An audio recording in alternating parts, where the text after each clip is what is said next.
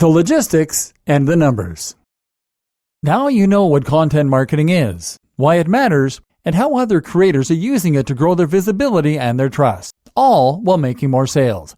The next question is what you actually need to do on a day-to-day basis to grow your site and build that trust. How often do you need to post? Which types of content should you provide? How long is an ideal blog post? That's what we'll be examining in this video. Types of content marketing. The most popular type of content marketing by far is written.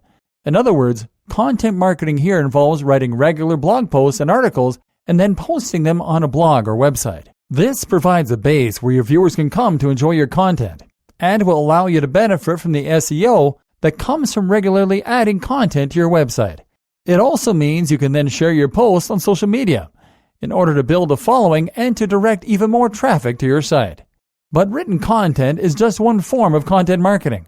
Other options include video, live video, podcast, images, quizzes, tests, and games, and music. And even within the most basic written version of content marketing, you still have many different forms.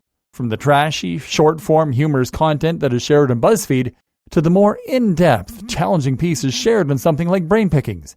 Then you have content that is evergreen, meaning it will last forever, and content that is very contemporary and temporal, such as breaking news. Each different kind of content has its advantages and disadvantages, and depending on your audience and your goals, you are going to take a different approach to regularity, length, etc. But for the most part, it is likely safe to assume that you are going to want some form of blog. Even if you make video marketing a big push, you will likely do this in addition to a blog. For that reason, we will assume for now that this is the route you are going to take. In that case, we can make some useful suggestions as to the regularity and methods you use for publishing your content. Frequency, length, and more factors. Frequency.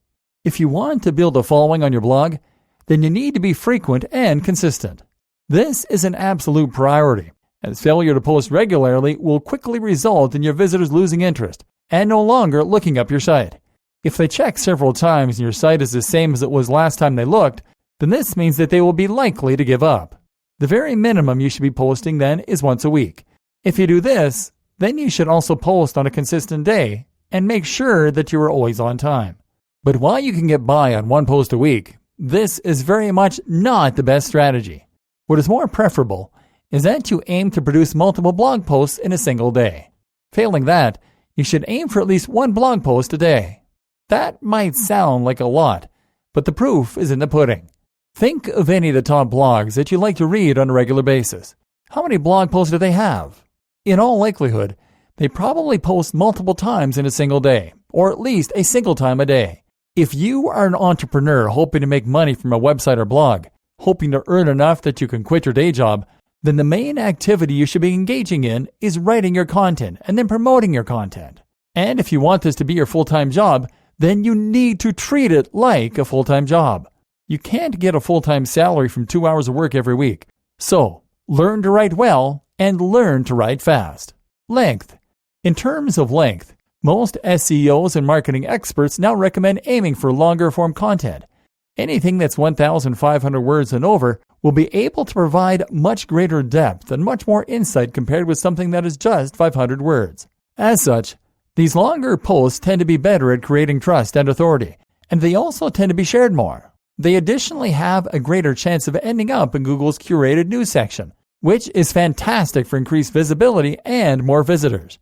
The only problem is that writing one or more posts a day at 1,500 words each becomes a rather impossible task for most brands and most bloggers even.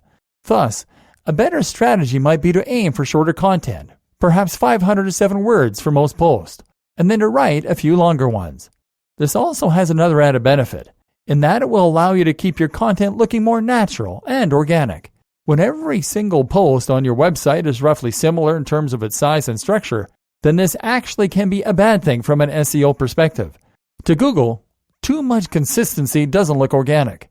It doesn't look as though you wrote the articles that way, because that's how you thought they should be. But rather, it looks like you wrote them that way because you thought it would help you climb Google. In other words, it looks like you're trying to game the system. Conversely, if your content varies in length, then it looks more as though you're focused on delivering good content for your readers without concern for how it might impact your SEO. Ironically, this is what Google wants you to do.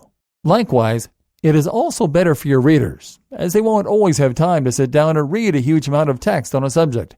With shorter bite-sized information and longer posts, they can instead read it at their own leisure and pick the right post for the amount of time available to them. Other forms of content and advice for scheduling. If you're going to be posting other types of content as well, then these might adhere to slightly different schedules. YouTube videos, for example, will more likely be once a week. This is fairly standard for YouTube creators, while social media posts should certainly be multiple times a day. Depending on your available time, the size of your brand, and the platforms you are working with, this might add up to a lot of work. In that case, you might need to become a little more strategic in considering how you will go about your marketing. For example, you might find that you can benefit from scheduling posts. WordPress itself and many social media platforms allow you to create posts and set them to post at a specific time. For those social media sites that don't support this feature, you can use external tools like ifttt.com or Buffer. This way, you will be able to ensure that your site has a steady flow of new content, even on days when you run out of time or perhaps inspiration. Another tip is to consider creating a content marketing scheduling calendar. This basically outlines all the content you need to create and shows you when and how you will post it. This will help you to ensure your marketing strategy fits within your routine and your schedule, and can that way help you to avoid missing posts or getting bogged down with other work. Remember, if you don't have time to write all the content yourself, then you could always use other creators to help you find the time.